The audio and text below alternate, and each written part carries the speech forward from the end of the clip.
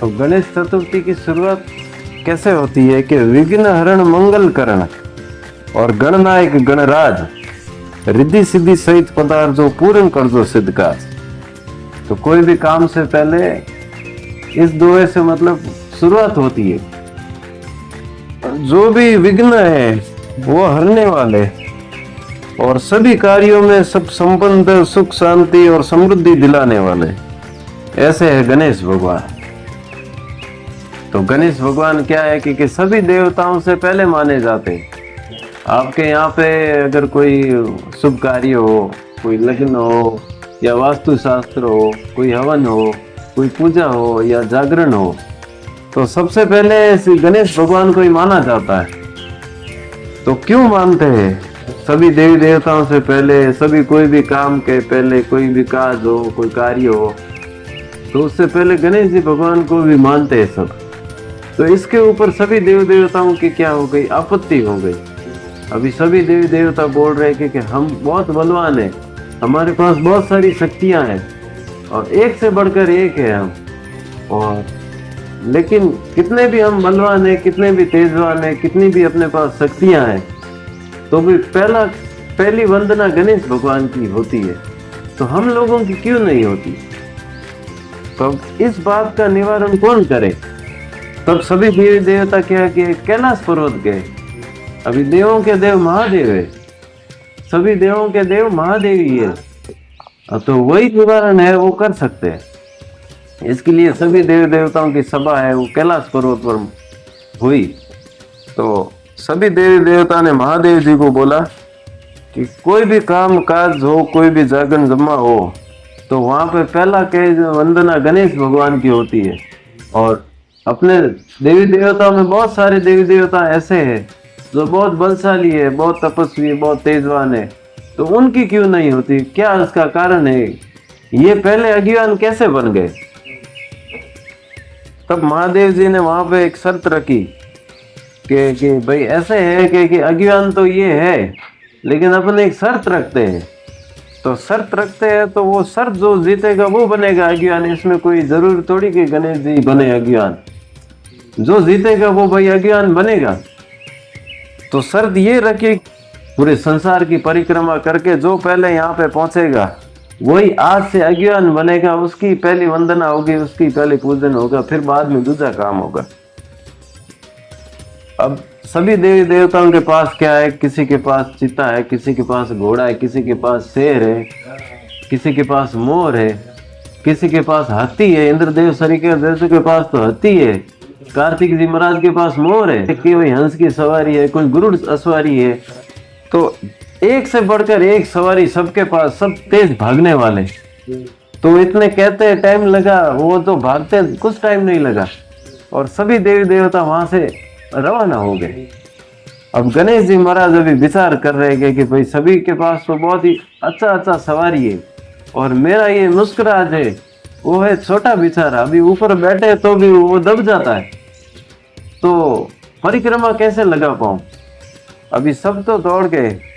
फिर उन्होंने विचार किया गणेश जी भगवान ने कि भाई 3 लोक को पैदा करने वाले स्वयं महाकाल और मेरे माता पिता जो धरती को रचयिता है, जो संसार रचाया है, बोलते हैं ना माया महादेव की, तो ये सब माया रचने वाले महादेव और मेरे माता पिता यहाँ बैठे, तो संसार मेरा सारा ही यहीं पे है। तो ऐसे किया कि वो जो मुस्कुराज और गणेश जी ने वहीं पे है, वो जो महादेव जी बैठे थे आसन पर, माता पार्वती और महादेव जी वहां पे बैठे थे, तो वहीं पे सब परिक्रमा देने चालू कर दिए। अभी बाकी के सब देवी देवता 2 दिन में 3 दिन में भागते दौड़ते कैलाश पर्वत पहुंचे तो आगे गणेश जी भगवान तो आगे खड़े थे। अभी सब देख रहे कि हम इतने भागते दौड़ते गए और वापस आए, तो आगे गणेश जी भगवान कैसे यहाँ पे पहुंच गए पहले? तो महादेव जी को पूछा कि भाई ये पहले कैसे पहुंच गए? तो महादेव जी बोले कि आपको संसार की परिक्रमा देने को बोली, आप अपने बुद्धिमत्ता अनुसार आप संसार की परिक्रमा देने लग गए। लेकिन गणेश जी भगवान के बुद्धिमत्ता अनुसार उनके माता पिता ही सब संसार है। तो आपने एक परिक्रमा दी, इन्होंने 2-4 दिनों में हजारों परिक्रमा लगा दी।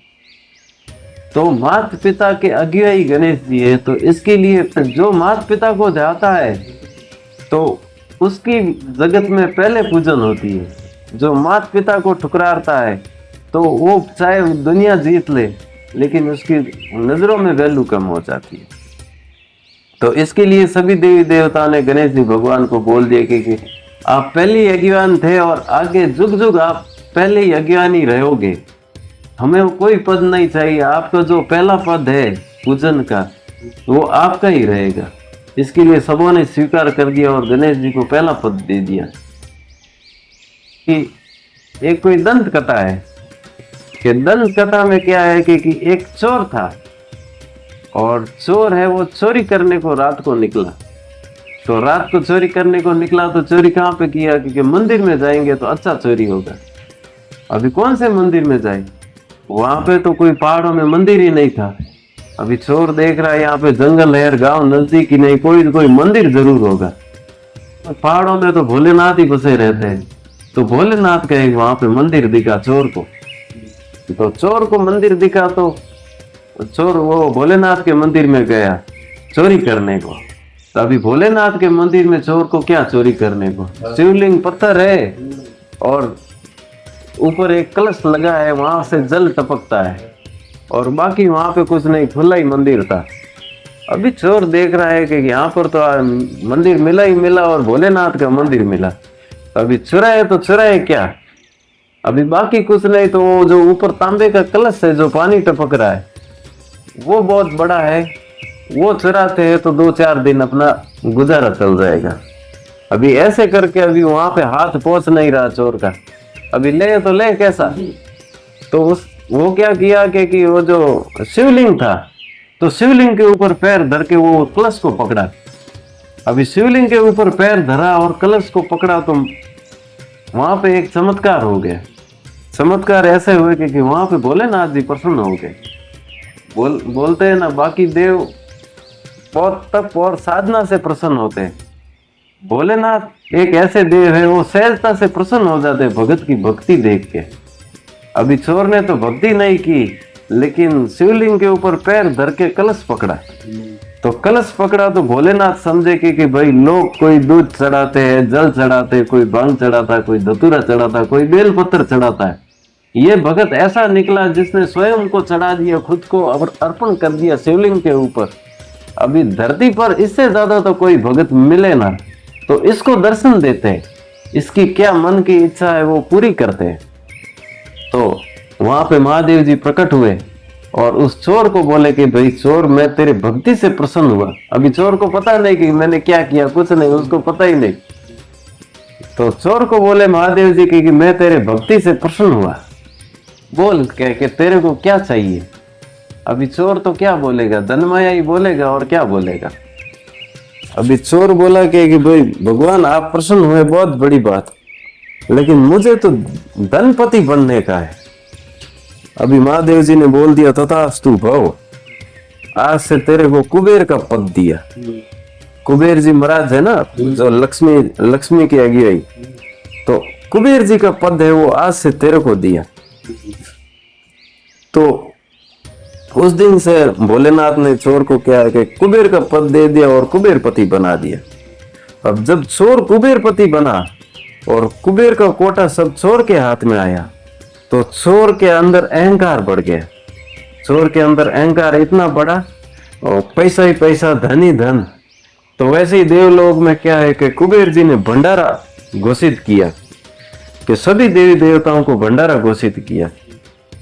तो उस भंडारे में सभी देवी देवताओं को कुबेर जी ने आमंत्रित किया। बड़े से बड़े जो एकदम सोनों से लथपथ रहते हैं, मुकुट पहनते हैं, श्रृंगार करते हैं और अच्छे वस्त्र पहनते हैं, तो उनको सभी को आमंत्रित किया। अभी सब जगह आमंत्रित कर दिया। महादेव जी देख रहे कि भाई उनको इसको पद मैंने दिया और भगत है वो जो वो सबको हम निमंत्रण दे रहा है भंडारे का और अपने यहाँ पे नहीं आया अभी तक। अभी वो सभी देवताओं को दे दिया और फिर मन में विचार किया कि भाई ये पद है वो भोलेनाथ ने दिया है मेरे को, और भोलेनाथ है वो त्रिकाल ज्ञानी है, और उनको तो पता चल ही जाएगा कि भाई कुबेर जी ने सबको क्या न्योता दिया और मुझे नहीं दिया। तो ऐसे करते अभी लास्ट न्योता है वो भोलेनाथ को दे देते हैं। तो लास्ट न्योता में फिर कुबेर जी महाराज गए कैलाश पर्वत महादेव जी के पास, और महादेव जी के पास जाके कैसे बोले कि भगवान के आपको आने का है, भंडारा है। तो और भंडारों में सभी को न्योता दिया है आपको छोड़ के, और आपको ये अभी मैं न्योता देने को आ रहा हूं, आप न आए तो आप बच्चों को भेज देने का। अभी ऐसे बोलने के बाद तो अभी मैं आपको बोल दूंगा कि भाई आप न आओ, भंडारा है, आप नहीं आ सकते तो बच्चों को भेज दो। तो आपको तो नहीं बोल दिया पहले ही, तो बात बच्चों पे ही हो गई। तब महादेव जी ने बोला कि भाई ठीक है, मैं आऊं ना आऊं तो मेरा गणेश है वो आ जाएगा आपके भंडारे में। ऐसे करके वहां से कुबेर जी तो निकल गए, और पीछे कार्तिकी जी गुस्सा हो गए। कार्तिकी जी बोले कि भाइयों में मैं बड़ा हूँ, कहीं जाने का है, कोई मेहमानचारी जाने का है तो बड़े भाई का पहला नंबर आता है, फिर छोटे भाई का नंबर आता है।